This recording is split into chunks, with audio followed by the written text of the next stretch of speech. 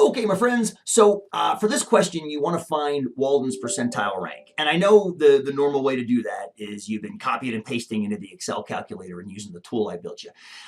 That's going to be kind of a pain here for a couple of reasons. First of all, the data, as I downloaded it from the internet, is in this large column of hundreds of data points, which means it's in the wrong shape for the Excel calculator, which needs your data placed into a block. And secondly, there's just too many data points, right? I think my calculator allows for maybe 150. I don't exactly remember how many. So we can do it, since you're just trying to figure out how many people he made more bills than, we can use a couple cool Excel moves here and do it right in this spreadsheet. So the first one we're going to learn about, if we haven't yet, we're going to sort column B using Excel's sort function. So what I'm going to do is I'm going to click on B, and then I'm going to go up to the Data tab, click that. And then if you come right about in the middle here, there's these two sorts, sort ascending and sort descending. Ascending means it'll sort the numbers starting at the smallest value and then go to the highest, and descending means the other way. Since we're doing percentile rank, I'm going to do it sort lowest to highest. So I'm going to hit that button, and then Excel is going to ask me, do you want me to expand the selection? And that's a good question.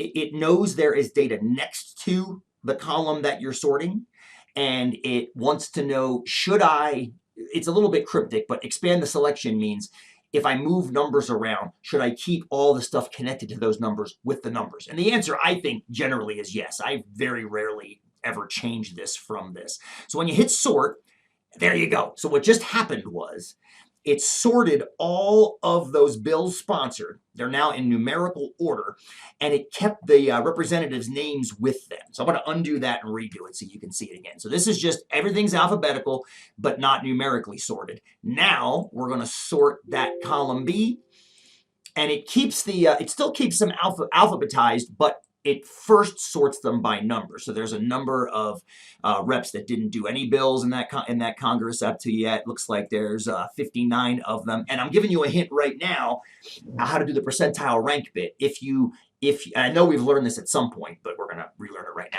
now. If you select a block of numbers, like for example, if I was to start at the top and scroll all the way to the bottom of this list, it's going to tell me I have selected 437 values. How can I see that? Well, if you look down in this bottom right corner, it tells you. It tells you what those numbers add up to, which I don't think is super important. It also tells you their average, which is definitely, I don't think, important at all, as we're kind of dealing with in this quiz. And it tells you the count. There are 437 of them. So that's going to help you as you work through figuring out Walden's percentile rank. Now, isn't it? And I'm going to leave it at that to let you figure out the rest.